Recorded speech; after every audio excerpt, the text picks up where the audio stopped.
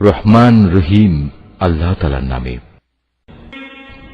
জমিনের উপর বিচরণশীল এমন কোন জীব নেই যার রিজিক পৌঁছানোর দায়িত্ব আল্লাহর উপর নেই।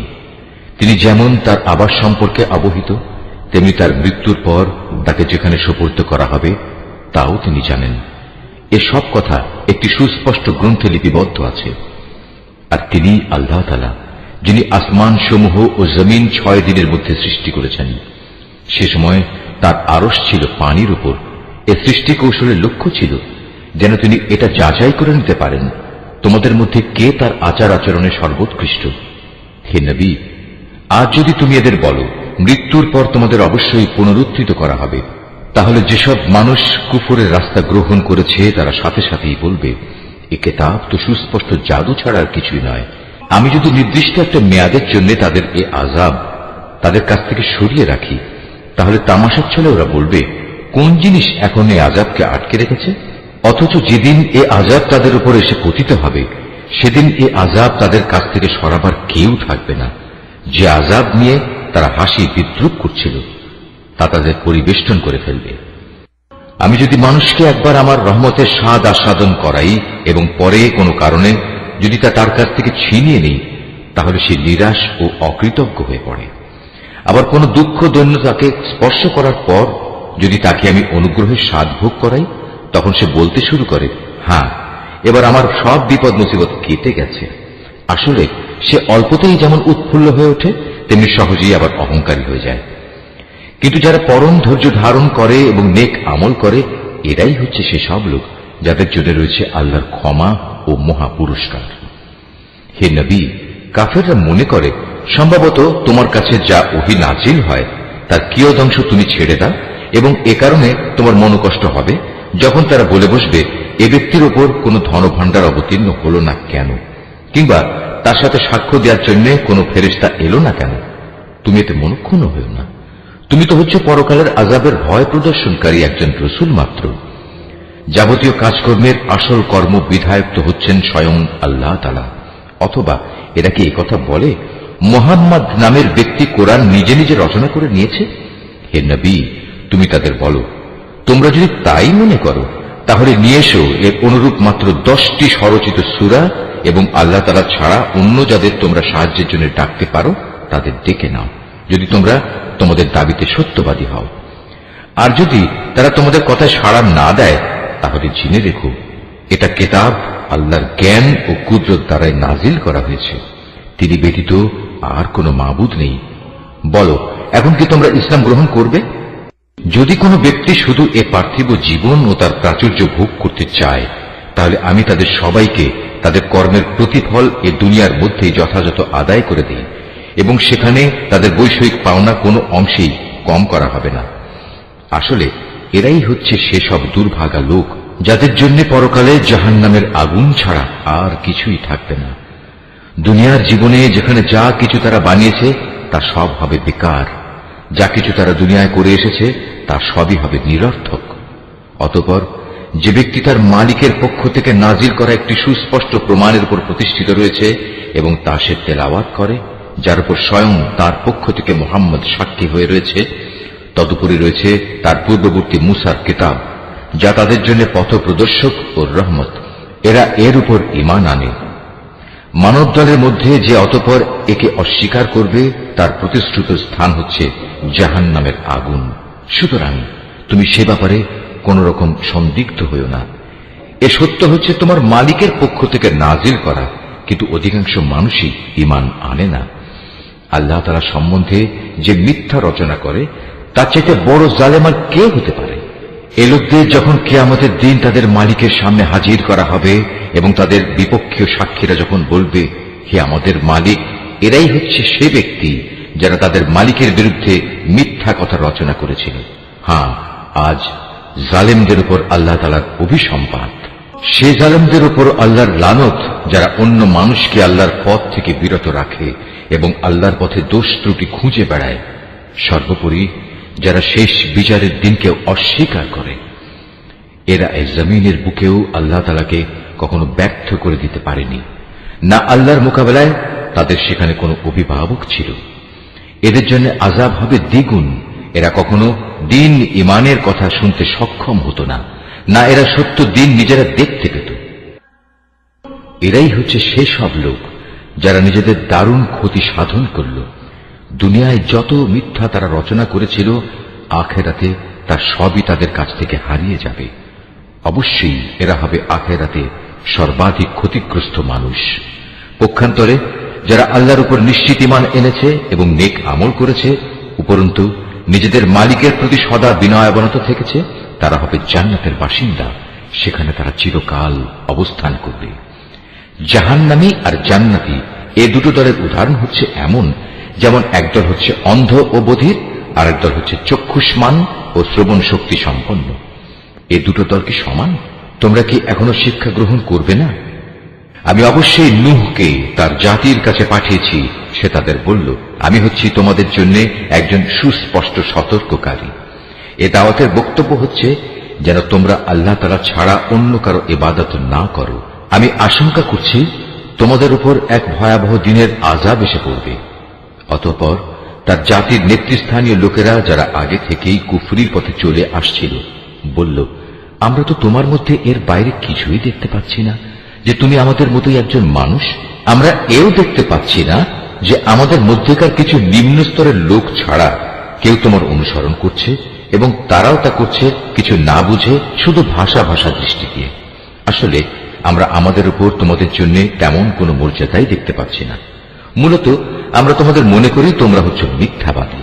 সে বলল, হে আমার জাতি, তোমরা কি একথা ভেবে দেখেছ, আমি যদি আমার মালিকের পাঠানো একটি সুস্পষ্ট প্রমাণের উপর প্রতিষ্ঠিত থাকি, অতঃপর তিনি যদি আমাকে তার নবুয়তের বিশেষ রহমত দিয়ে ধন্য করে থাকেন, যা তোমাদের দৃষ্টির বাইরে রাখা হয়েছে, তাহলে সেই বিষয়টার ব্যাপারে আমি কি তোমাদের বাধ্য করতে পারি? অথচ তোমরা তা অপছন্দও করো। হে আমার জাতি, আমি যা কিছু তোমাদের বলছি এর উপর তোমাদের কাছ থেকে কোনো অর্থ সম্পদ চাই না। আমার বিনিময় তো আল্লাহ তাআলার কাছেই আছে, এবং যারাই আল্লাহর উপর ঈমান এনেছে, গরীব হওয়ার কারণে তাদের তাড়িয়ে দেওয়ার মানুষ আমি নই। কেননা তাদেরও একদিন তাদের মালিকের সাথে সাক্ষাৎ করতে হবে, এবং আমি তো তোমাদেরই দেখতে পাচ্ছি তোমরা সবাই হচ্ছ এক নিরেট অজ্ঞ সম্প্রদায়। হে আমার জাতি, আমি যদি তোমাদের কথায় গরীবদের তাড়িয়ে দেই, তাহলে এজন্য আল্লাহ তাআলার শাস্তি থেকে আমাকে কে বাঁচিয়ে দেবে? তোমরা কি অনুধাবন করতে পারছ না? আমি তো তোমাদের কখন এই কথা বলি না যে আমার কাছে আল্লাহর ধনভাণ্ডার আছে, না আমি গায়েবের কোনো খবর রাখি, না আমি একজন ফেরেশতা, না আমি সেসব লোকের ব্যাপারে যাদের তোমাদের দৃষ্টি হেয় করে দেখে। এটা বলতে পারি, আল্লাহ তাআলা কখনো তাদের কোনো কল্যাণ দান করবেন না। আল্লাহ তাআলা নিজেই তা ভালো জানেন। তাদের মনে যা কিছু লুকিয়ে আছে, আমি যদি এমন কিছু বলি, তাহলে সত্যি সত্যি আমি জালেমদের দলে সামিল হয়ে যাব। লোকেরা বলল, হে নূহ, এই বিষয়টা নিয়ে তুমি আমাদের সাথে বাক বিতণ্ডা করছো, এবং বিতণ্ডা তুমি একটু অতি মাত্রাই করে ফেলছো। তুমি যদি সত্যবাদী হও, তাহলে সে আযাবের জিনিসটাই আমাদের জন্য নিয়ে এসো, যার ভয় তুমি আমাদের দেখাচ্ছ। সে বলল, তা তো আল্লাহ তাআলাই তোমাদের কাছে আনবেন যদি তিনি চান, আর তেমন কিছু হলে তোমরা কখনো তাকে ব্যর্থ করে দিতে পারবে না। আসলে তোমাদের জন্য আমার এই শুভ কামনা কোনো কাজেই আসবে না। আমি তোমাদের ভালো কামনা করলে তাও কার্যকর হবে না, যদি আল্লাহ তাআলা তোমাদের গোমরা করে দিতে চান, কারণ তিনিই হচ্ছেন তোমাদের মালিক, এবং তার কাছেই তোমাদের সবাইকে ফিরে যেতে হবে। হে নবী, এরা কি বলছে এই গ্রন্থটা সে ব্যক্তি নিজেই রচনা করে নিয়েছে? তুমি বলো, যদি আমি তা রচনা করে থাকি, তাহলে এ অপরাধের দায়িত্ব আমার উপর। তবে এ মিথ্যা অভিযোগ আরোপ করে যে অপরাধ তোমরা করছো, তা থেকে আমি সম্পূর্ণ মুক্ত। আর নূহের উপর ওহী পাঠানো হলো যে তোমার জাতির লোকদের মধ্যে থেকে যারা ঈমান এনেছে, তারা ছাড়া আর কেউই নতুন করে ঈমান আনবে না। সুতরাং এরা যা কিছু করছে, হে নবী, তুমি তার জন্য দুঃখ করো না। তুমি আমারই তত্ত্বাবধানে আমারই ওহীর আদেশে একটি নৌকা বানাও, এবং যারা জুলুম করেছে তাদের ব্যাপারে তুমি আমার কাছে কোনো আবেদন নিয়ে হাজির হয়ে না। নিশ্চয়ই তারা নিমজ্জিত হবে। পরিকল্পনা মোতাবেক সে নৌকা বানাতে শুরু করল। যখনই তার জাতির নেতৃস্থানীয় লোকেরা তার পাশ দিয়ে আসা যাওয়া করত, তখন নূহকে নৌকা বানাতে দেখে তাকে দিয়ে হাসাহাসি শুরু করে দিত। সে বলল, আজ তোমরা যদি আমাদের উপহাস করো, তাহলে মনে রেখো, যেভাবে আজ তোমরা আমাদের উপর হাসছ, একদিন আমরাও তোমাদের উপর হাসব। অচিরেই তোমরা জানতে পারবে কার উপর এমন আযাব আসবে যা তাকে দুনিয়াতে অপমানিত করবে, এবং পরকালে কঠিন ও স্থায়ী আযাব কার জন্য নির্দিষ্ট। অবশেষে তাদের কাছে আযাব সম্পর্কিত আমার আদেশ এসে পৌঁছল, এবং চুলো থেকে একদিন পানি উথলে উঠল। আমি নূহকে বললাম, সম্ভাব্য প্রত্যেক জীবের পুরুষ স্ত্রীর এক এক জোড়া এতে উঠিয়ে নাও, সাথে তোমার পরিবার পরিজনদেরও ওঠাও, তাদের বাদ দিয়ে যাদের ব্যাপারে আগেই সিদ্ধান্ত ঘোষিত হয়েছে, এবং তাদেরও নৌকায় উঠিয়ে নাও যারা ঈমান এনেছে। মূলত তার সাথে আল্লাহর উপর খুব কম সংখ্যক মানুষ ঈমান এনেছিল। সে তার সাথীদের বলল, তোমরা এতে উঠে পড়ো, আল্লাহর নামে এর গতি ও স্থিতি নির্ধারিত হবে। নিশ্চয়ই আমার মালিক ক্ষমাশীল ও পরম দয়ালু। অতঃপর সে নৌকা পাহাড় সম বড় বড় ঢেউয়ের মধ্যে তাদের বয়ে নিয়ে চলতে থাকল। নূহ তার ছেলেকে নৌকায় আরোহণ করার জন্য ডাকল। সে আগে থেকেই দূরবর্তী এক জায়গায় দাঁড়িয়েছিল। হে আমার ছেলে, আমাদের সাথে নৌকায় ওঠো, আজ এমনই একটি কঠিন দিনে তুমি কাফেরদের সাথী হলো না। সে বলল, পানি বেশি দেখলে আমি কোনো পাহাড়ে গিয়ে আশ্রয় নেব, এবং তা আমাকে পানি থেকে বাঁচিয়ে দেবে।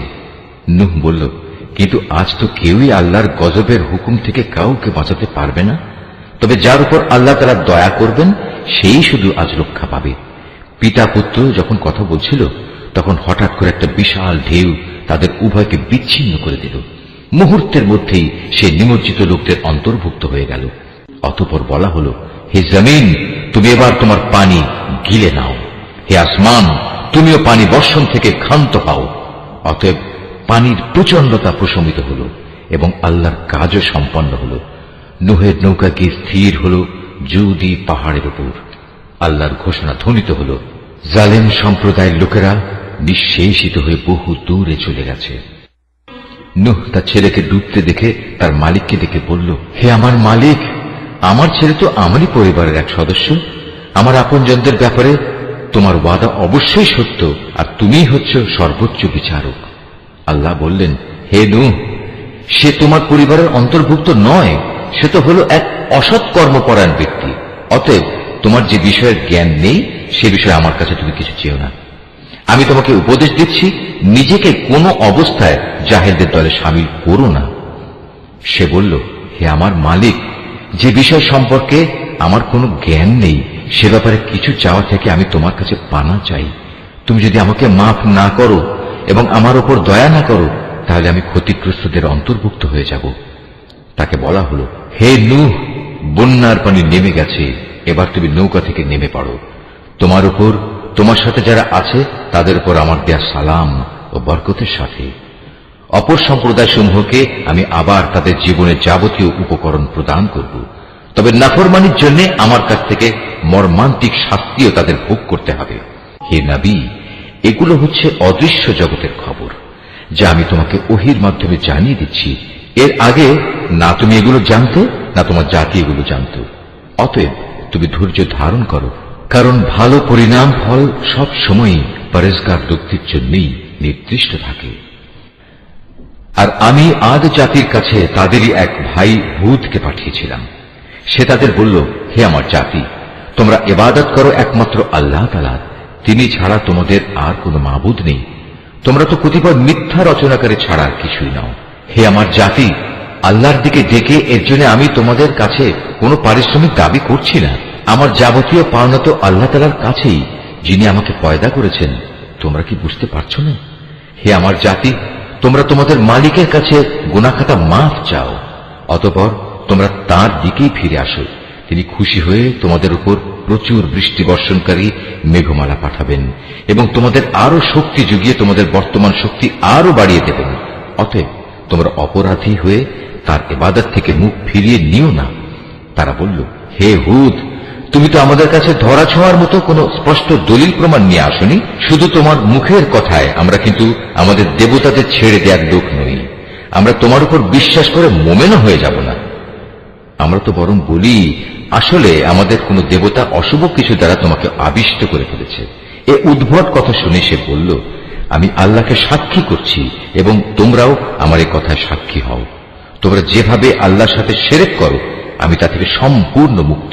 যাও, তোমরা সবাই মিলে আল্লাহ তাআলাকে বাদ দিয়ে আমার বিরুদ্ধে যত রকম ষড়যন্ত্র করতে চাও করো।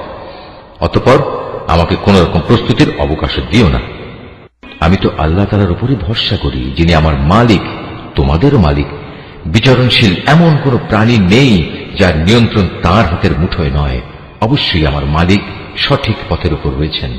এ সত্ত্বেও যদি তোমরা মুখ ফিরিয়ে নাও, তাহলে জেনে রেখো, আমি যে পয়গাম তোমাদের কাছে পৌঁছে দেওয়ার জন্য প্রেরিত হয়েছিলাম তা আমি তোমাদের কাছে পৌঁছে দিয়েছি। অচিরেই আমার মালিক অন্য কোন জাতিকে তোমাদের স্থলাভিষিক্ত করবেন। সে অবস্থায় তোমরা তার কোনো ক্ষতি সাধন করতে পারবে না। অবশ্যই আমার মালিক প্রত্যেকটি বস্তুরই রক্ষণাবেক্ষণ করেন। অতঃপর যখন আমার আযাব সম্পর্কিত হুকুম এলো, তখন আমি হুদকে এবং তার সাথে যত ঈমানদার ছিল তাদের আমার রহমত দ্বারা আযাব থেকে বাঁচিয়ে দিয়েছি। এভাবেই আমি তাদের এক কঠিন আযাব থেকে রক্ষা করেছি। এ হচ্ছে আদ জাতি ও তাদের কাহিনী। তারা তাদের মালিকের আয়াতসমূহ অস্বীকার করেছিল, তারা তার রাসূলদের নাফরমানি করেছিল। সর্বোপরি তারা প্রত্যেক উদ্ধত স্বৈরাচারীর নির্দেশ মেনে নিয়েছিল। পরিশেষে এ দুনিয়ায় আল্লাহর অভিশাপ তাদের পিছু নিল, কিয়ামতের দিনও এ অভিশাপ তাদের পিছু নেবে। ভালো করে শুনে রেখো, আদ জাতি তাদের মালিককে অস্বীকার করেছিল। এও জেনে রেখো, ধ্বংসই ছিল হুদের জাতি আদের একমাত্র পরিণতি। আমি সামুদ জাতির কাছে তাদেরই এক ভাই সালেহকে পাঠিয়েছিলাম। সে তাদের বলল, হে আমার জাতি, তোমরা সবাই একান্তভাবে আল্লাহর ইবাদত করো। তিনি ছাড়া তোমাদের আর কোনো মাবুদ নেই। তিনি তোমাদের এ জমিন থেকে পয়দা করেছেন এবং তাতেই তিনি তোমাদের বসবাস করিয়েছেন। অতএব কৃতজ্ঞতা স্বরূপ তোমরা তার কাছে গুনাহের জন্য ক্ষমা প্রার্থনা করো। অতঃপর তওবা করে তার দিকে ফিরে এসো। অবশ্যই আমার মালিক প্রত্যেকের একান্ত নিকটবর্তী এবং প্রত্যেক ব্যক্তির ডাকে তিনি জবাব দেন। তারা বলল, হে সালেহ, এর আগে তুমি এমন একজন মানুষ ছিলে যার ব্যাপারে আমাদের মধ্যে অনেক বড় বড় আশা করা হতো। আর এখন কি তুমি আমাদের সেসব মাবুদের ইবাদত থেকে বিরত রাখতে চাও যাদের ইবাদত আমাদের পিতামাতারা যুগ যুগ থেকে করে আসছে? আসলে তুমি যে দিনের দিকে আমাদের ডাকছো সে ব্যাপারে আমরা সন্দেহে নিমজ্জিত আছি। এ ব্যাপারে আমরা খুব দ্বিধাগ্রস্ত বটে। সে বলল, হে আমার জাতি, তোমরা কি এই বিষয়টা নিয়ে একটু চিন্তা করে দেখোনি যে যদি আমি আমার মালিকের পক্ষ থেকে একটি সুস্পষ্ট দলিলের উপর প্রতিষ্ঠিত থাকি এবং তিনি যদি আমাকে তার অনুগ্রহ দিয়ে ধন্য করে থাকেন, তা সত্ত্বেও যদি আমি কোনো গুনাহ করে বসি, তাহলে কে এমন আছে যে আল্লাহর মোকাবেলায় আমাকে সাহায্য করবে? আসলে অন্যায় আবদার করে তোমরা আমার ক্ষতির পরিমাণে শুধু বৃদ্ধি করছো। হে আমার সম্প্রদায়, এ হচ্ছে আল্লাহ তাআলার পাঠানো উটনী। তোমরা যে নিদর্শন চাচ্ছিলে, এটা হচ্ছে তোমাদের জন্য সেই নিদর্শন। অতএব আল্লাহর এই নিদর্শনকে ছেড়ে দাও। সে আল্লাহর জমিনে চড়ে খাক, তাকে কোন রকম কষ্ট দেওয়ার নিয়তে ছুঁয়ো না। তেমনটি করলে সাথে সাথেই একটি বড় ধরনের আযাব তোমাদের পাকড়াও করবে। অতঃপর তারা সেটিকে বধ করে ফেলল। তখন সে বলল, চলে যাও, তোমরা তোমাদের নিজ নিজ ঘরে 3 দিন জীবন উপভোগ করে নাও। আযাবের ব্যাপারে আল্লাহর এ ওয়াদা কখনো মিথ্যা হবার নয়। এরপর ওয়াদা মতো যখন আমার আযাবের নির্দেশ এলো এবং তা তাদের ভীষণভাবে পাকড়াও করল, তখন আমি সালেহকে এবং তার সাথে আরো যারা ঈমান এনেছিল তাদের সবাইকে আমার রহমত দিয়ে সেদিনের অপমানকর আযাব থেকে বাঁচিয়ে দিলাম। অবশ্যই হে নবী, তোমার মালিক শক্তিমান ও পরাক্রমশালী। অতঃপর যারা আল্লাহর দ্বীনের সাথে জুলুম করেছে, এক মহানাদ এসে তাদের মরণ আঘাত করল। ফলে তারা নিজ নিজ ঘরে মুখ থুবড়ে পড়ে রইল। অবস্থা থেকে মনে হলো যেন তারা কোনোদিন সেখানে বসবাসই করেনি। শুনে রাখো, সামুদ জাতি তাদের মালিককে অস্বীকার করেছিল। আরো জেনে দেখো, নির্মম এক ধ্বংসই ছিল সামুদ জাতির জন্য নিকৃষ্ট পরিণাম। একদিন আমার পাঠানো ফেরেশতারা বিশেষ একটি সুসংবাদ নিয়ে ইব্রাহিমের কাছে এলো। তারা তার কাছে এসে বলল, তোমার উপর শান্তি বর্ষিত হোক। সেও জবাবে বলল, তোমাদের উপরও শান্তি বর্ষিত হোক। অতঃপর সে তাড়াহুড়ো করে এদের মেহমানদারির জন্য একটা ভুনা গোবৎস নিয়ে এলো। কিন্তু সে যখন দেখল তারা তার খাবারের দিকে হাত বাড়াচ্ছে না, তখন তাদের এই বিষয়টি তার কাছে খারাপ লাগলো এবং তাদের সম্পর্কে তার মনে একটা প্রচন্ড ভয়ের সৃষ্টি হলো। তারা ইব্রাহিমকে বলল, আমাদের ব্যাপারে তুমি কোন রকম ভয় করো না, আমরা প্রেরিত হয়েছি লূতের জাতির প্রতি। আর ইব্রাহিমের স্ত্রী যে সেখানে দাঁড়িয়েছিল, এদের কথাবার্তা শুনে সে হাসল। অতঃপর আমি তাকে তার ছেলে ইসহাক ও তার পরবর্তী পৌত্র ইয়াকুবের জন্মের সুসংবাদ দিলাম। সে এটা শুনে বলল, কি আশ্চর্য, আমি কি করে সন্তান জন্ম দেব? আমি তো এখন বৃদ্ধা হয়ে গেছি, আর এই যে আমার স্বামী, সেও তো বৃদ্ধ হয়ে গেছে। এমন কিছু হলে এটা আসলেই একটা আশ্চর্যজনক ব্যাপার হবে। তারা বলল, তুমি কি আল্লাহর কোনো কাজে বিস্ময়বোধ করছো? নবীর পরিবার পরিজন হিসেবে তোমাদের উপর আল্লাহর বিশেষ রহমত ও তার অনুগ্রহ রয়েছে। অবশ্যই আল্লাহ তাআলা প্রচুর প্রশংসা ও বিপুল সম্মানের মালিক। অতঃপর যখন ইব্রাহিমের মন থেকে ভীতি দূরীভূত হয়ে গেল এবং ইতিমধ্যে তার কাছে সন্তানের ব্যাপারেও সুসংবাদ পৌঁছে গেল, তখন সে লুতের সম্প্রদায়ের কাছে আযাব না পাঠানোর ব্যাপারে আমার সাথে চুক্তিতর্ক করল। আসলে স্বভাবের দিক থেকে ইব্রাহিম ছিল সহনশীল, কোমল হৃদয় ও সর্বাবস্থায় আল্লাহর প্রতি নিবেদিত। আমি তাকে বললাম, হে ইব্রাহিম, এই যুক্তিতর্ক থেকে তুমি বিরত হও। এদের ব্যাপারে তোমার মালিকের সিদ্ধান্ত এসে গেছে।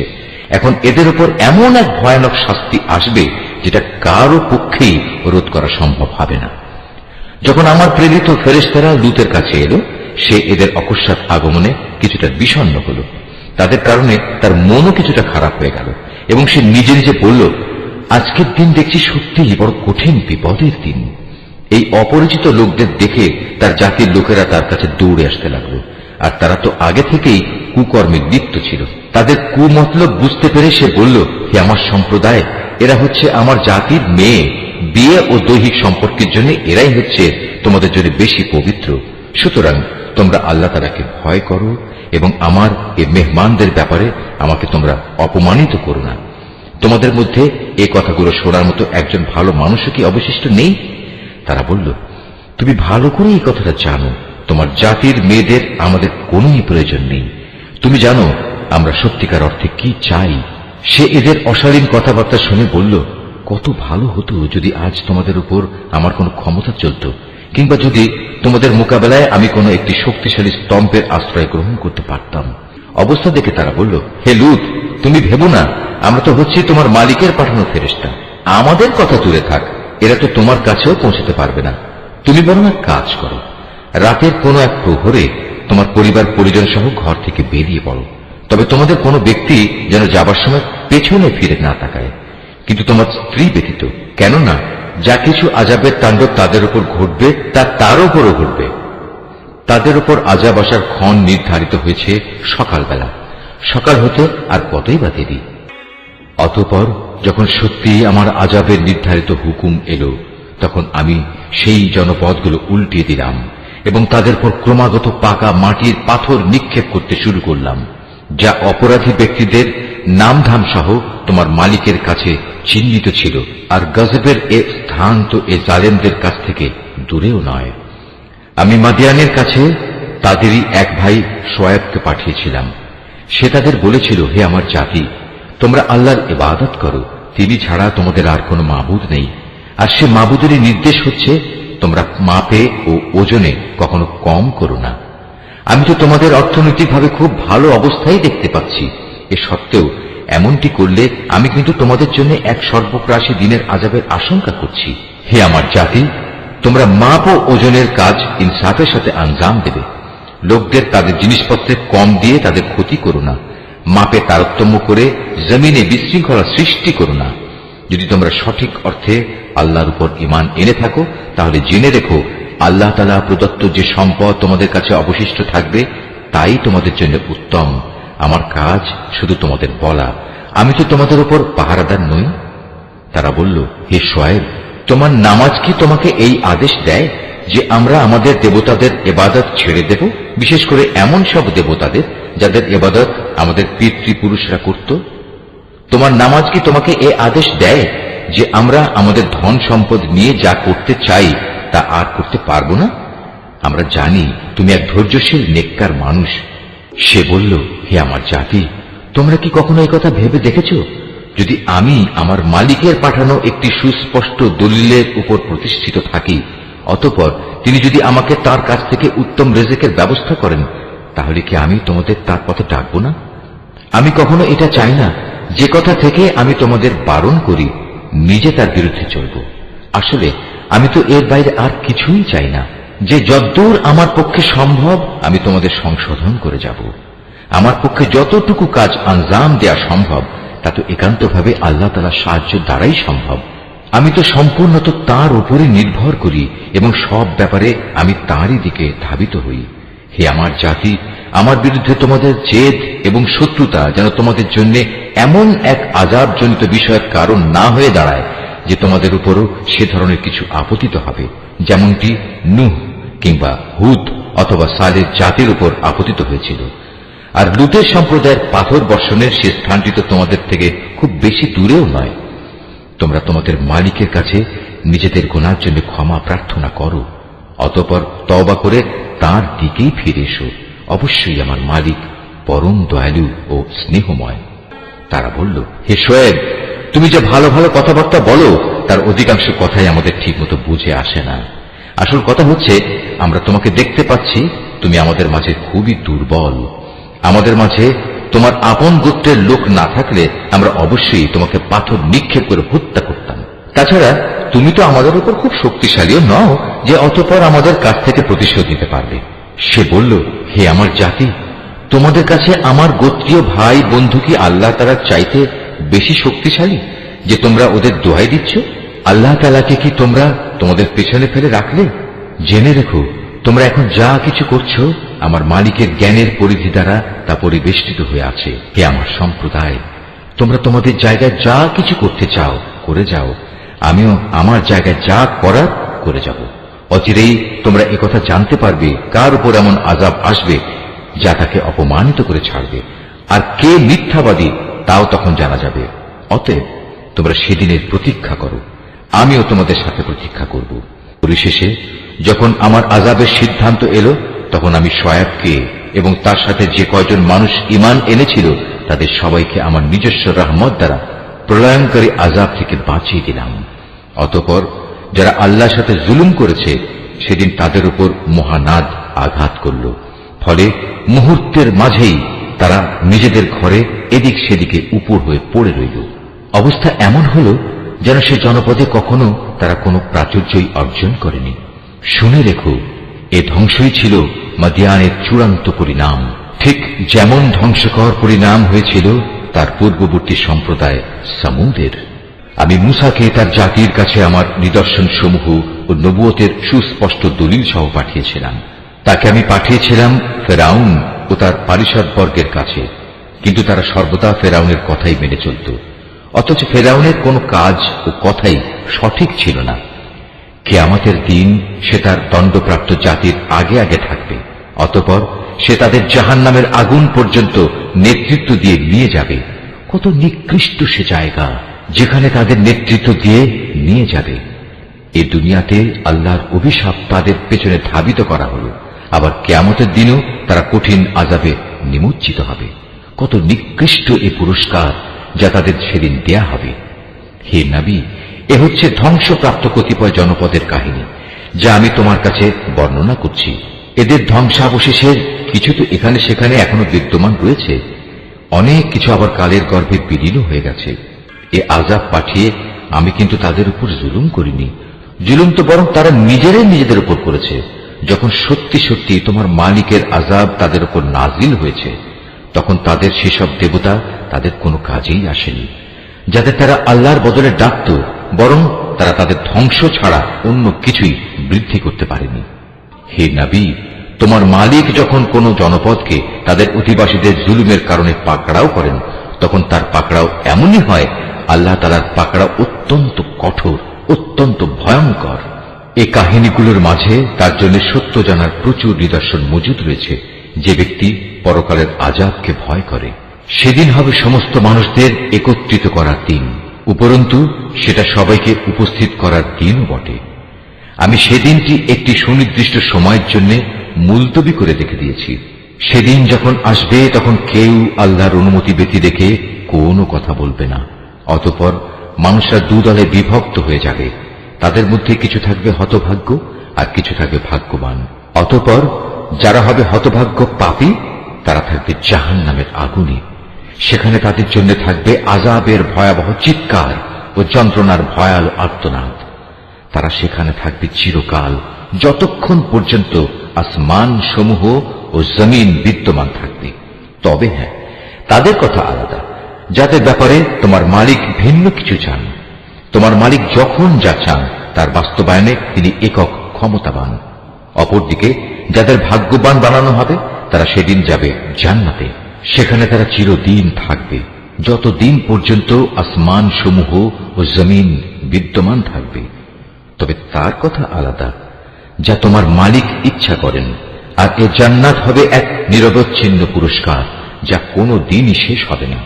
সুতরাং হে নবী, যে ব্যক্তি আল্লাহ তাআলা ছাড়া এসব কিছুর গোলামি করে তাদের শাস্তির ব্যাপারে তুমি কখনো সন্দিগ্ধ হয়ে না।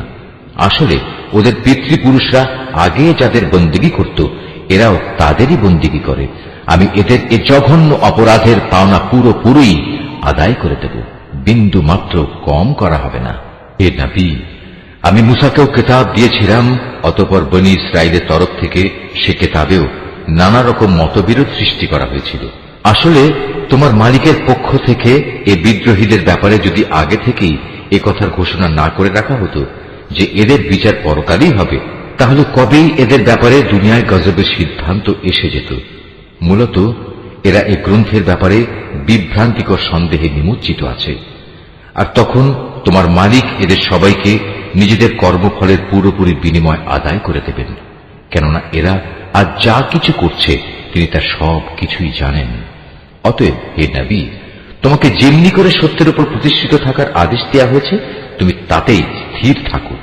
তোমার সাথে আরো যারা কুফরি থেকে ফিরে এসেছে তারাও যেন ইমানের উপর দৃঢ় থাকে। তোমরা কখনো সীমা লঙ্ঘন করো না। এরা যা কিছু আজ করছে আল্লাহ তাআলা অবশ্যই তার সব কিছু দেখছেন। হে মুসলমানরা, তোমরা কখনো এদের দিকে ঝুঁকে পড়ো না যারা ন্যায়ের সীমা লঙ্ঘন করেছে। তেমনটি করলে অবশ্যই জাহান্নামের আগুন তোমাদের স্পর্শ করবে। আর তেমন অবস্থায় আল্লাহ তাআলা ছাড়া তোমাদের কোনো অভিভাবক থাকবে না এবং সে সময় তোমাদের কোন রকম সাহায্যও করা হবে না। হে নবী, নামাজ প্রতিষ্ঠা করো দিনের 2 প্রান্ত ভাগে ও রাতের 1 ভাগে।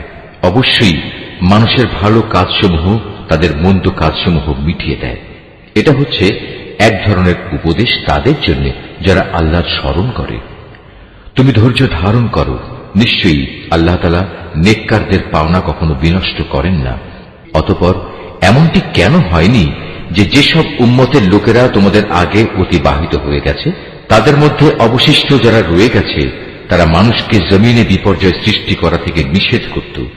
এদের সংখ্যা ছিল নিতান্ত কম। আমি যাদের আগের আযাব থেকে বাঁচিয়ে রেখেছিলাম। আর জালেমরা তো যে বৈষয়িক প্রাচুর্য ছিল তার পেছনেই পড়ে থেকেছে, তারা ছিল আসলেই অপরাধী। এটা কখনো তোমার মালিকের কাজ নয় যে কোনো জনপদকে অন্যায়ভাবে ধ্বংস করে দেবেন, বিশেষ করে যখন সে জনপদের অধিবাসীরা সংশোধনে নিয়োজিত থাকে। হে নবী, তোমার মালিক চাইলে দুনিয়ার সব মানুষকে তিনি একই উম্মত বানিয়ে দিতে পারতেন, কিন্তু আল্লাহ তাআলা কারো উপর দিন চাপিয়ে দিতে চাননি। এ কারণে তারা হামেশাই নিজেদের মধ্যে মতবিরোধ করতে থাকবে। তবে তোমার মালিক যাদের উপর দয়া করেন তাদের কথা আলাদা। তাদের তো এজন্যই আল্লাহ তাআলা সৃষ্টি করেছেন যে তারা সত্য দ্বীনের উপর প্রতিষ্ঠিত থাকবে। আর তা যখন লঙ্ঘিত হবে তখন তাদের ব্যাপারে তোমার মালিকের ওয়াদাই সত্য হবে। আর সে ওয়াদা হচ্ছে অবশ্যই আমি জাহান্নামকে জিন ও মানুষ দিয়ে পূর্ণ করব। হে নবী, আগের নবীদের কাহিনীগুলো আমি তোমাকে শোনাচ্ছি। তার উদ্দেশ্য হচ্ছে আসলে আমি এর দ্বারা তোমার মনকে দৃঢ়তা দান করতে চাই। এর মাঝে যে শিক্ষা তা এখন তোমার কাছে এসে গেছে। তাছাড়া ঈমানদারদের জন্য কিছু শিক্ষণীয় উপদেশ ও সাবধান বাণী এখানে দেয়া রয়েছে।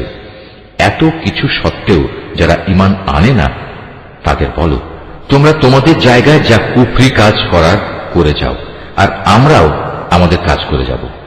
আর তোমরা তোমাদের জাহান্নামের অপেক্ষা করো, আমরাও আমাদের জান্নাতের অপেক্ষা করছি। আসমান সমূহ ও জমিনের যাবতীয় গোপন রহস্য আল্লাহ তাআলার জন্যই নিবেদিত এবং এর সব কয়টি বিষয় তাঁর দিকেই ধাবিত হবে। অতএব হে নবী, তুমি তাঁরই ইবাদত করো এবং বিপদে আপদে একান্তভাবে তাঁর উপরই ভরসা করো। হে মানুষ, তোমরা আজ যা কিছু করছো সে সম্পর্কে তোমার মালিক কিন্তু মোটেই বেখবর নন। সূরা ইউসুফ। রহমান রহিম আল্লাহ তাআলার নামে। আলিফ লাম র। এগুলো হচ্ছে একটি সুস্পষ্ট গ্রন্থের আয়াত।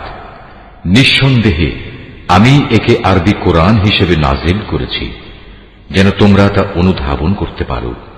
হে নবী, আমি তোমাকে এ কোরআনের মাধ্যমে একটি সুন্দর কাহিনী শোনাতে যাচ্ছি যা আমি তোমার কাছে ওহী হিসেবে পাঠিয়েছি, অথচ তার আগ পর্যন্ত তুমি এ কাহিনী সম্পর্কে ছিলে সম্পূর্ণ বেখবর লোকদেরই একজন।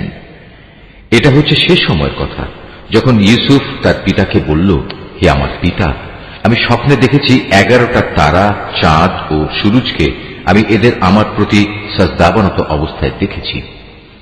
একথা শুনে তার পিতা বলল, হে আমার স্নেহের পুত্র, তুমি তোমার এই স্বপ্নের কথা কিন্তু তোমার ভাইদের কাছে বলে দিও না, তারা তোমার বিরুদ্ধে ষড়যন্ত্র আঁটতে শুরু করবে, কেননা শয়তান মানুষের খোলাখুলি দুশমন।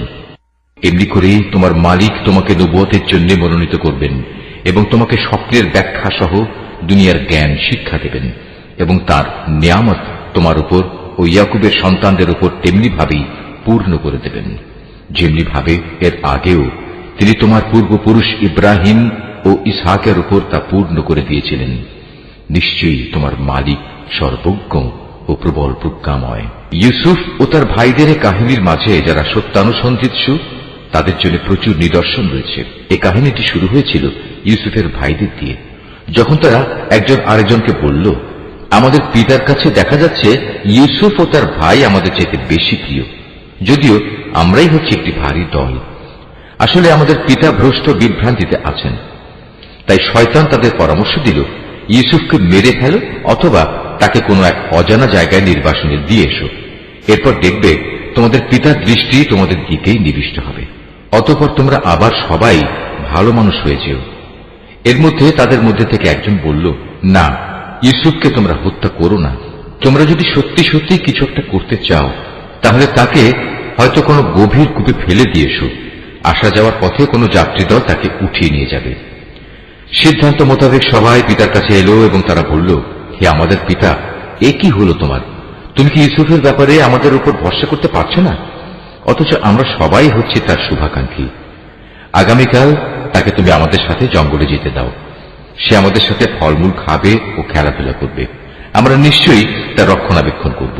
সে বলল, এটা অবশ্যই আমাকে কষ্ট দেবে যে তোমরা তাকে নিয়ে যাবে, তদুপরি আমি ভয় করছি এমন তো হবে না যে বাঘ তাকে এসে খেয়ে ফেলবে, অথচ তোমরা তার ব্যাপারে অমনোযোগী হয়ে পড়বে। তারা বলল, আমরা একটি ভারী দলবদ্ধ শক্তি হওয়া সত্ত্বেও যদি তাকে বাঘ এসে খেয়ে ফেলে তাহলে আমরা সত্যি অথর্ব ও ক্ষতিগ্রস্ত হয়ে পড়ব। অতঃপর অনেক বলে কয়ে যখন তারা তাকে নিয়ে গেল এবং তারা তাকে এক অন্ধ কূপে নিক্ষেপ করার ব্যাপারে সবাই সিদ্ধান্ত নিল এবং তারা তাকে কূপে নিক্ষেপ করেও ফেলল, তখন আমি তাকে ওহী পাঠিয়ে জানিয়ে দিলাম, একদিন এমন আসবে যেদিন তুমি এসব কথা এদের সবাইকে বলে দেবে। এরা তো জানেই না এ ঘটনা কার জন্য কি পরিণাম বয়ে আনবে। ইউসুফকে কুয়ায় ফেলে দিয়ে রাতের কিছু অংশ অতিবাহিত হবার পর তারা কাঁদতে কাঁদতে তাদের পিতার কাছে এলো। অনুযোগের স্বরে তারা বলল, হে আমাদের পিতা, আমরা জঙ্গলে দৌড়ের প্রতিযোগিতা দিয়ে দেখতে চেয়েছিলাম আমাদের মধ্যে কে আগে যেতে পারে। আমরা ইউসুফকে আমাদের মাল সামানা পাহারা দেওয়ার জন্য এগুলোর পাশে রেখে গিয়েছিলাম। ইতিমধ্যে একটা নেকড়ে বাঘ এসে তাকে খেয়ে ফেলে, কিন্তু তুমি তো আমাদের কথা কিছুতেই বিশ্বাস করবে না, যত সত্যবাদী আমরা হই না কেন। তারা তার জামায় মিথ্যা রক্ত মেখে নিয়ে এসেছিল। তাদের কথা শুনে সে বলল, হ্যাঁ, তোমরা বরং এটা বলো, একটা কথা তোমরা মনে মনে ঠিক করে এনেছো এবং ধরে নিয়েছো, তা আমি বিশ্বাস করব। সুতরাং এই অবস্থায় পূর্ণ ধৈর্য ধারণ করাই আমার জন্য ভালো। তোমরা যে মন গড়া কথা বলছো সে ব্যাপারে আল্লাহ তাআলাই হচ্ছেন আমার একমাত্র সাহায্যস্থল। অতঃপর ঘটনা এমন হল, একটি বাণিজ্যিক কাফেলা সেখানে এলো। তারা একজন পানি সংগ্রাহককে কুয়ার কাছে পাঠালো। সে যখন তার বালতি কুয়ায় নিক্ষেপ করল, অতঃপর সে যখন বালতি টান দিল তখন দেখল একটি জীবন্ত বালক তাতে বসা। সে তখন চিৎকার দিয়ে বলল, ওহে, তোমরা শোনো, সুখবর, এ তো দেখছি এক কিশোর বালক। কাফেলার লোকেরা বাণিজ্যিক পণ্য মনে করে একে লুকিয়ে নিল। আসলে আল্লাহ তাআলা ভালো করে জানতেন যা কিছু এরা তখন করছিল। তারা তাকে স্বল্প মূল্যে নির্দিষ্ট কয়েক দিরহামের বিনিময়ে বিক্রি করে দিল। বিনা পুঁজির পণ্য বিধায় এ ব্যাপারে তারা বেশি আশাও করেনি। মিশরের যে ব্যক্তি তাকে ক্রয় করেছিল সে তাকে নিজ ঘরে এনে তার স্ত্রীকে বলল, সম্মানজনকভাবে এর থাকার ব্যবস্থা করো। সম্ভবত বড় হয়ে সে কোনোদিন আমাদের উপকারে আসবে, অথবা ইচ্ছা করলে তাকে আমরা নিজেদের ছেলেও বানিয়ে নিতে পারি। এভাবেই একদিন আমি মিশরের জমিনে ইউসুফকে সম্মানজনক প্রতিষ্ঠা দান করলাম, যাতে করে আমি তাকে স্বপ্নের ব্যাখ্যা সহ অন্যান্য বিষয় আশয় সম্পর্কিত জ্ঞান শিক্ষা দিতে পারি। আল্লাহ তাআলা সব সময় স্বীয় ইরাদা বাস্তবায়নে ক্ষমতাবান, যদিও অধিকাংশ মানুষ এ কথাটা জানে না। অতঃপর সে যখন পূর্ণ যৌবনে উপনীত হল, তখন আমি তাকে নানা রকম প্রজ্ঞা ও জ্ঞান দান করলাম, আর আমি এভাবেই নেককার লোকদের পুরস্কার দিয়ে থাকি। একদিন এমন হল, সে যে মহিলার ঘরে থাকত সে তাকে তার প্রতি অসৎ উদ্দেশ্যে আকৃষ্ট করতে চাইল, এবং এ উদ্দেশ্যে সে তার ঘরের দরজাসমূহ বন্ধ করে দিয়ে তাকে বলল, এসো আমার কাছে। এই অশ্লীল প্রস্তাব শুনে সে বলল, আমি এ থেকে বাঁচার জন্য আল্লাহ তাআলার কাছে আশ্রয় চাচ্ছি। তিনি আমার মালিক, তিনি আমার উৎকৃষ্ট আশ্রয়। যে আল্লাহ তাআলা আমাকে আশ্রয় দিয়ে এখানে থাকতে দিয়েছেন, তার সাথে এই জুলুম আমি করব কিভাবে? তিনি অকৃতজ্ঞ জালেমদের কখনো মুক্তি দেন না। সে মহিলা তার প্রতি অসৎ কাজের ইরাদা করে ফেলেছিল, এবং সেও তার প্রতি একই উদ্দেশ্যে ইরাদা প্রায় করেই ফেলত, যদি না সে বিশেষ রহমতের নিদর্শন হিসেবে তার মালিকের নিদর্শন প্রত্যক্ষ না করত। এভাবেই আমি ইউসুফকে নৈতিকতার উচ্চমানে প্রতিষ্ঠিত রাখলাম, যেন আমি তার থেকে অন্যায় ও অশ্লীলতাপূর্ণ কাজ দূরে সরিয়ে রাখতে পারি। অবশ্যই সে ছিল আমার নিষ্ঠাবান বান্দাদের একজন। অতঃপর তারা উভয়ই সম্পূর্ণ ভিন্ন ভিন্ন উদ্দেশ্যে দরজার দিকে দৌড়ে গেল। মহিলা তাকে ধরতে গিয়ে পেছন দিক থেকে তার জামা টেনে ছিঁড়ে ফেলল। এমত অবস্থায় তারা উভয়ই তার স্বামীকে দরজার পাশে দাঁড়ানো অবস্থায় পেল। তখন মহিলাটি স্বীয় অভিসন্ধি গোপন করার জন্য ইউসুফকে অভিযুক্ত করে বলল, কি শাস্তি হওয়া উচিত সে ব্যক্তির, যে ব্যক্তি তোমার স্ত্রীর সাথে অশ্লীল কাজের ইচ্ছা পোষণ করে? তাকে হয় জেলে পাঠাতে হবে, নতুবা অন্য কোনো কঠিন শাস্তি দিতে হবে। সে বলল, সে মহিলাই আমাকে অশ্লীল কাজের প্রতি আকৃষ্ট করতে চেয়েছিল। এ সময় সে মহিলার আপনজনদের মধ্যে থেকে একজন এসে সাক্ষী হিসেবে নিজের সাক্ষ্য পেশ করে বলল, ইউসুফের জামা তদন্ত করে দেখা যাক। যদি তার জামার সম্মুখ ভাগ ছেঁড়া হয়ে থাকে, তাহলে বুঝতে হবে অভিযোগের ব্যাপারে সে মহিলা সত্য বলেছে, এবং সে ইউসুফ মিথ্যাবাদীদের একজন। আর যদি তার জামা পেছন দিক থেকে ছেঁড়া হয়ে থাকে, তাহলে বুঝতে হবে সে নারী মিথ্যা কথা বলছে, এবং সেই সত্যিবাদীদের একজন। অতঃপর এ মূল নীতির ভিত্তিতে সে গৃহস্বামী যখন দেখল তার জামা পেছন দিক দিয়ে ছেঁড়া, তখন সে আসল ঘটনা বুঝতে পেরে নিজের স্ত্রীকে বলল, কোনো সন্দেহ নেই, এটা তোমাদের নারীদের ছলনা, আর সত্যি তোমাদের মতো নারীদের ছলনা বড় জঘন্য। হে ইউসুফ, তুমি এ নিয়ে বাড়াবাড়ি করা ছেড়ে দাও, এবং হে নারী, তুমি তোমার অপরাধের জন্য আল্লাহর কাছে ক্ষমা প্রার্থনা করো, কেননা তুমি এখানে আসল অপরাধী। বিষয়টা জানাজানি হয়ে গেলে শহরের নারীরা নিজেদের মধ্যে বলতে লাগলো, আজিজের স্ত্রী তার যুবক গোলামের প্রতি আসক্ত হয়ে পড়েছে, তাকে তার গোলামের প্রেম উন্মত্ত করে দিয়েছে। আমরা তো দেখতে পাচ্ছি সে সুস্পষ্ট গুমরাহিতে নিমজ্জিত হয়েছে। সে মহিলা যখন ওদের কানাকানি ও ষড়যন্ত্রের কথা শুনল, তখন সে ওদের সবাইকে নিজের ঘরে ডেকে পাঠালো এবং তাদের জন্য একটি মাহফিলের আয়োজন করল। রীতি অনুযায়ী প্রত্যেককে খাবার গ্রহণের জন্য এক একটি ছুরি দিল। অতঃপর যখন তারা খাবার গ্রহণ করার জন্য ছুরির ব্যবহার শুরু করল, তখন সে ইউসুফকে বলল, এবার তুমি এদের সামনে বেরিয়ে এসো। যখন মহিলারা তাকে দেখল, তখন তারা তার গরিমায় রূপ যৌবনে অভিভূত হয়ে গেল এবং নিজেদের অজান্তেই ছুরি দিয়ে খাবার গ্রহণের পরিবর্তে নিজেদের হাত কেটে ফেলল। তারা বলল, কি অদ্ভুত সৃষ্টি, এ তো কোনো মানুষ নয়, এ তো হচ্ছে এক সম্মানিত ফেরেশতা। এবার বিজয়িনীর ভঙ্গিতে সে মহিলা বলল, তোমরা দেখলে তো, এ হচ্ছে সে ব্যক্তি যার ব্যাপারে তোমরা আমাকে ভর্ৎসনা তিরস্কার করছিলে। এটা ঠিক, আমি তার কাছ থেকে অসৎ কিছু কামনা করেছিলাম, কিন্তু সে নিজেকে বাঁচিয়ে রেখেছে। কিন্তু আমি তাকে যা করতে আদেশ করি, সে যদি তা না করে, তাহলে অবশ্যই সে কারাগারে নিক্ষিপ্ত হবে এবং অপমানিত হবে। মহিলার দম্ভক্তি শুনে সে দোয়া করল, হে আমার মালিক, এর আমাকে যে পাপের দিকে আহ্বান করছে তার চাইতে কারাগার আমার কাছে অধিক প্রিয়। যদি তুমি আমাকে এদের ছলনা থেকে রক্ষা না করো, তাহলে হয়তো আমি ওদের প্রতি আকৃষ্ট হয়ে যাব এবং এভাবে আমিও জাহেলদের অন্তর্ভুক্ত হয়ে পড়ব। অতঃপর তার মালিক তার ডাকে সাড়া দিলেন। তার কাছ থেকে তিনি মহিলাদের চক্রান্ত সরিয়ে নিলেন। নিশ্চয়ই তিনি মানুষের সব ডাক শোনেন এবং তাদের ষড়যন্ত্র সম্পর্কেও তিনি সম্যক অবগত। আজিজ সহ অন্যান্য লোকদের কাছে এরপর এটাই তখনকার মতো সঠিক সিদ্ধান্ত মনে হল যে তাকে কিছু নির্দিষ্ট সময়ের জন্য হলেও কারাগারে নিক্ষেপ করতে হবে। অথচ তারা ইতিমধ্যে তার সৎ চরিত্রতার যাবতীয় নিদর্শন ভালো করেই দেখে নিয়েছে। ঘটনাক্রমে সে সময় তার সাথে আরো দুজন যুবকও একই কারাগারে প্রবেশ করল। একদিন ওদের একজন ইউসুফকে বলল, আমি স্বপ্নে দেখলাম আমি আঙুর নিংড়ে তার রস বের করছি। অপরজন বলল, আমি দেখেছি আমি আমার মাথায় রুটি বহন করছি এবং কিছু পাখি তা খুঁটে খুঁটে খাচ্ছে। উভয় ইউসুফকে বলল, তুমি আমাদের এর ব্যাখ্যা বলে দাও, আমরা দেখতে পাচ্ছি তুমি আসলেই একজন ভালো মানুষ। সে বলল, তোমরা নিশ্চিত থাকো, এবেলা তোমাদের যে খাবার দেয়া হবে তা তোমাদের কাছে আসার পূর্বেই আমি তোমাদের উভয়কে এর ব্যাখ্যা বলে দেব। তবে জেনে রেখো, এই যে স্বপ্নের ব্যাখ্যা তা হচ্ছে সে জ্ঞানেরই অংশবিশেষ যা আমার মালিক আমাকে শিক্ষা দিয়েছেন। আমি আসলে প্রথম থেকেই তাদের মিল্লাত বর্জন করেছি যারা আল্লাহর উপর ঈমান আনে না, উপরন্তু তারা আখিরাতেও বিশ্বাস করে না। আমি তো আমার পিতৃপুরুষ ইব্রাহিম, ইসহাক ও ইয়াকুবের মিল্লাতেরই অনুসরণ করে আসছি। ইব্রাহিমের সন্তান ও তার অনুসারী হিসেবে এটা আমাদের শোভা পায় না যে আমরা আল্লাহর সাথে অন্য কিছুকে শরীক করব। তাওহীদের এ উত্তরাধিকার হচ্ছে আমাদের উপর এবং সমস্ত মানুষের উপর আল্লাহ তাআলার এক মহা অনুগ্রহ, কিন্তু আমাদের অধিকাংশ মানুষই এজন্য আল্লাহ তাআলার কৃতজ্ঞতা আদায় করে না। আমার জেলের সাথীরা, তোমরাই বলো, মানুষের জন্য ভিন্ন ভিন্ন মালিক ভালো না এক আল্লাহ তাআলা ভালো, যিনি মহাপরাক্রমশালী? তাকে ছেড়ে তোমরা যাদের ইবাদত করছো তা তো কতিপয় নাম মাত্র, অজ্ঞতাবশত যা তোমরা ও তোমাদের বাপ দাদারা রেখে দিয়েছ, অথচ আল্লাহ তাআলা এ ব্যাপারে তাদের সাথে কোনো দলিল প্রমাণ নাজিল করেননি। মূলত আইন বিধান জারি করার অধিকার একমাত্র আল্লাহ তাআলারই, আর এ বিধানের বলেই তিনি আদেশ দিচ্ছেন তোমরা আল্লাহ তাআলা ছাড়া অন্য কারো গোলামি করবে না, কারণ এটাই হচ্ছে সঠিক জীবন বিধান। কিন্তু মানুষদের অধিকাংশই এটা জানে না। হে আমার জেলের সাথীরা, এবার তোমরা স্বপ্নের ব্যাখ্যা শোনো।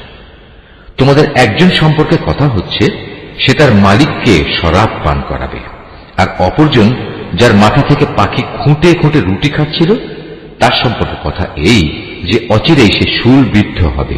এটা হচ্ছে সেই বিষয়টির ব্যাখ্যা যা তোমরা উভয় জানতে চাচ্ছ।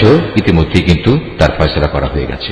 তাদের মধ্যে যার ব্যাপারে সে মনে করেছে সে মুক্তি পেয়ে যাবে তাকে উদ্দেশ্য করে সে বলল, তুমি যখন মুক্তি পাবে তখন তোমার মালিকের কাছে আমার সম্পর্কে বলো, আমি স্বপ্নের ব্যাখ্যা বলতে পারি। কিন্তু সে মুক্তি পাওয়ার পর শয়তান তাকে তার মালিকের কাছে ইউসুফের প্রসঙ্গে বলার কথা ভুলিয়ে দিল। ফলে কয়েক বছর সময় ধরে সে কারাগারেই পড়ে থাকল। ঘটনা এমন হল, একদিন বাদশা তার পারিষদদের বলল, আমি স্বপ্নে দেখলাম 7টি মোটা গাধী 7টি পাতলা গাধীকে খেয়ে ফেলছে। আরো দেখলাম 7টি সবুজ ফসলের শীষ, আর শেষের 7টি দেখলাম শুকনো। হে আমার দরবার প্রধানরা, তোমরা আমাকে প্রশ্নের ব্যাখ্যা বলে দাও যদি তোমরা কেউ স্বপ্নের ব্যাখ্যা জানো। তারা বলল, হে রাজন, এ তো হচ্ছে এক অর্থহীন স্বপ্ন। আমরা এ ধরনের অর্থহীন স্বপ্নের ব্যাখ্যা জানি না। যে দুজনের একজন কারাগার থেকে মুক্তি পেয়েছিল, দীর্ঘদিন পর তার ইউসুফের কথা স্মরণ হল। সে দরবারি লোকদের কথাবার্তা শুনে বলল, আমি এক্ষুনি তোমাদের এই স্বপ্নের ব্যাখ্যা বলে দিচ্ছি, তোমরা আমাকে কারাগারে ইউসুফের কাছে পাঠিয়ে দাও। কারাগারে গিয়ে সে বলল, হে ইউসুফ, হে সত্যবাদী, তুমি আমাদের 7টি মোটা গাভী 7টি পাতলা গাভীকে খেয়ে ফেলছে এবং 7টি সবুজ শ্যামল ফসলের শীষ, অপর 7টি শুকনো শীষ। এই স্বপ্নটির ব্যাখ্যা বলে দাও, যাতে করে এই ব্যাখ্যা নিয়ে আমি মানুষদের কাছে ফিরে যেতে পারি। হয়তো এর ফলে তারা তোমার মর্যাদা সম্পর্কেও জানতে পারবে। সে বলল, এ স্বপ্নের ব্যাখ্যা ও সে সম্পর্কে তোমাদের করণীয় হচ্ছে, তোমরা ক্রমাগত 7 বছর ফসল ফলাতে থাকবে। এ সময় প্রচুর ফসল হবে। অতঃপর ফসল তোলার সময় আসলে তোমরা যে পরিমাণ ফসল তুলতে চাও তার মধ্যে থেকে সামান্য অংশ তোমরা খাবারের জন্য রাখবে, তা বাদ দিয়ে বাকি অংশ শীষ সমেত রেখে দেবে। এতে করে ফসল বিনষ্ট হবে না। এরপর আসবে 7টি কঠিন খরার বছর, যা এর আগের কয় বছরের গোটা সঞ্চয়ই খেয়ে ফেলবে। তাছাড়া যা তোমরা আগেই এ কয় বছরের জন্য জমা করে থাকবে, সামান্য পরিমাণ যা তোমরা বীজের জন্য রেখে দেবে। অতঃপর একটি বছর এমন আসবে যখন মানুষের জন্য প্রচুর বৃষ্টি বর্ষণ করা হবে, সে বছর তারা প্রচুর আঙুরের রসও বের করবে। সে ব্যক্তি যখন বাদশাকে স্বপ্নেরই ব্যাখ্যা বলল, তখন বাদশাহ আগ্রহের সাথে বলল, ইউসুফকে আমার সামনে নিয়ে এসো। যখন শাহী দূত তার কাছে এই খবর নিয়ে কারাগারে এলো, তখন সে বলল, আমি অনুকম্পায় মুক্তি চাই না। আমার বিরুদ্ধে আনিত অভিযোগ আগে প্রমাণিত হোক। তুমি বরং তোমার মালিকের কাছে ফিরে যাও এবং তাকে জিজ্ঞেস করো, সেই নারীদের সঠিক ঘটনা কি ছিল, যারা প্রকাশ্য মজলিসে নিজেদের হাত কেটে ফেলেছিল। যদিও আমি জানি আমার মালিক তাদের চক্রান্ত সম্পর্কে সম্যক অবগত ছিলেন, কিন্তু আমার মুক্তির আগেই আমার নির্দোষিতার ঘোষণা একান্ত প্রয়োজন। এরপর বাদশাহ সে নারীদের দরবারে তলব করল এবং তাদের জিজ্ঞেস করল, ঠিক ঠিক আমাকে বলো তো, সেদিন তোমাদের কি হয়েছিল, যেদিন তোমরা ইউসুফের কাছ থেকে অসৎ কর্ম কামনা করেছিলে? তারা বলল, আশ্চর্য আল্লাহ তাআলার মাহাত্ম্য, আমরা তো তার মধ্যে কোনো পাপই দেখতে পাইনি। এ কথা শুনে আজিজের স্ত্রী বলল, এখন যখন সত্য প্রকাশিত হয়েই গেছে, তখন আমাকেও বলতে হয়, আসলে আমি তার কাছে অসৎ কাজ কামনা করেছিলাম। অবশ্যই সে ছিল সত্যবাদী।